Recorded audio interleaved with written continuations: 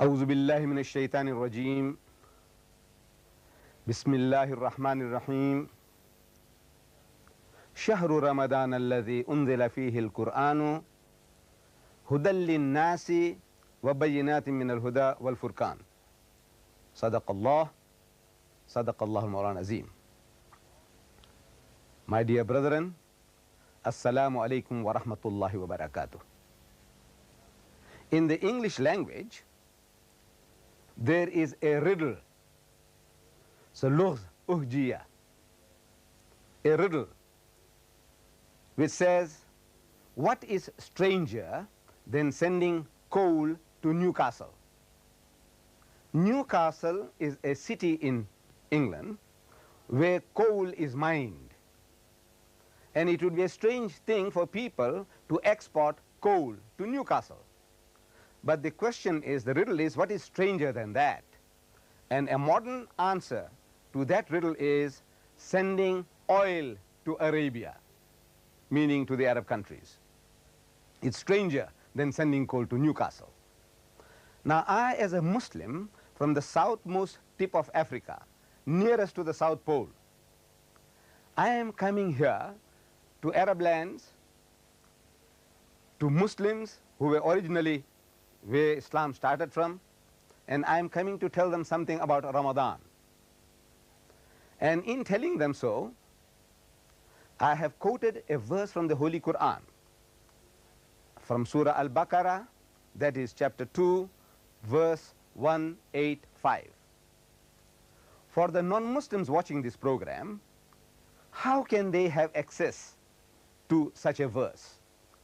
The first method is that you ask any Muslim, and if he tells you about a surah, surah meaning chapter, and he says Baqarah, in this volume, which was presented to me by the Presidency of Islamic Courts and Affairs in your city of Doha, Qatar, in this volume of a translation of the Holy Quran, if you open the index, right at the back end of this volume is an index. Under B, you will find Baqarah, and if you look up, Baqarah means chapter 2. So you open chapter 2, you get to verse 185, and you will get this verse about Ramadan, the month of fasting. It says, Shahru Ramadan alladhi unzila fihi al-Quran. Ramadan is the month in which the Quran was revealed. Hudal lin-nasi, in it is guidance for mankind, not only for the Arabs, not only for the Indonesians, not only for the Pakistanis, but for the whole of mankind. Hudal lin-nasi wa bayyinatin min al-huda wal furqan.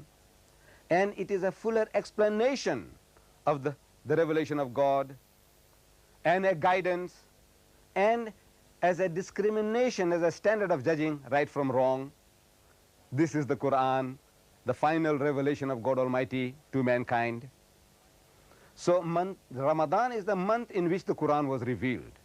And two verses before this one, in verse 183, we are told, Ya ayyuhalladhina amanu, say, O you who believe, O men of faith, Ya ayyuhalladhina kutiba alaykum as-siyamu kama kutiba ala alladhina min qablikum. Says fasting has been ordained for you, has been prescribed for you, as it had been prescribed for those before you. لَعَلَّكُمْ تَتَّقُونَ, that ye may learn self-restraint, that ye may learn discipline. The purpose of fasting, we find here, told to us by God Almighty, is not just to starve ourselves, but that we may learn self-discipline. And there is nothing new in this. It is not entirely something novel, that God Almighty had ordained this system of fasting for the previous religious systems. In Judaism, the religion as taught by Moses, fasting was prescribed. In the religion as preached by Jesus Christ, Hazrat Isa alayhi salam, fasting was prescribed. And we read in the Christian scriptures, in what is called the New Testament in English, that Jesus Christ, he told his disciples that when you fast, do not fast as the hypocrites do. They do not wash their faces and they do not brush their hair. But when you fast, you must wash your face and brush your hair. of a happy countenance, that nobody knows that you are fasting, because you're fasting for the love of God. So in Islam, this is one of the major principles, pillars of Islam. And the Muslim, he looks forward to this holy month of Ramadan. And the Ramadan of the Muslim, the holy month of fasting, is counted according to a lunar calendar. We in the West, people in the West, we have a Gregorian solar calendar based on the movement of the sun, 365 and a quarter day a year, and another 365 and a quarter, and another 365 and a quarter, and at the fourth turn of the earth around the sun, they add a day, which means they have a lunar, they have add what is called, in February, they add an extra day. Now, in Islam, Allah Bari Ta'ala, God in His mercy, what He has done is that by giving us a lunar calendar for working out our days and our counting for our religious festivals, it has made it possible for mankind to have a fair chance of experiencing all the seasons of the year. For example, that if it was a solar calendar, then in the West, for example in England, which is a Western country, north of the southern of the equator, in that if Ramadan was around Christmas time, in December, like they say the birth of Jesus Christ was in December, they have a white Christmas, means always it is midwinter.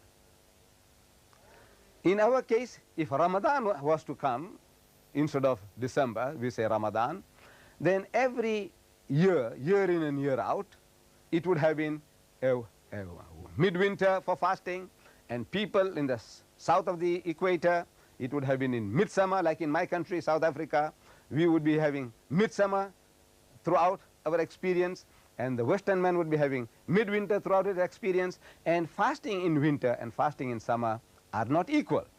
There is a vast difference between these two. Fasting in summer is no doubt more strenuous. It is more tiring, more trying than fasting in winter. Then in winter, in the West, they have very, very long days and very, very short nights. Then we have very, very long days and very short days in winter and very, very long nights. So in other words, it would be very unfair, very unjust to work on a system of that nature. Allah subhanahu wa ta'ala, God Almighty, in His wisdom, in His mercy, He has given us this lunar calendar for working out this holy month of Ramadan. And we Muslims, we fast from before sunrise to sunset. Before dawn, we can have a little breakfast, and the whole day from morning, from sunrise up to sunset, not even a sip of water, no smoking, no sniffing, and other normal relationship which might exist between, let's say, the husband and the wife. Even those relationships of satisfying your sexual needs are forbidden. And it is a great discipline. And the only witness to this system of fasting is God Almighty Himself. And we are told in the books of Hadith that Allah Bari Ta'ala, He Himself will reward the faithful, the one who has fasted from his own presence, because the Muslim has done this for the love of God only. And nobody is a witness to this, because in the privacy of one's own home, from the cool refrigerator, he can take out water and he can drink. Who is a witness to that? Nobody except Allah. So with the fear of Allah, the love of Allah, this makes the Muslim to obey this pillar of Islam. Wa akhir dawana alhamdulillahi rabbil alameen.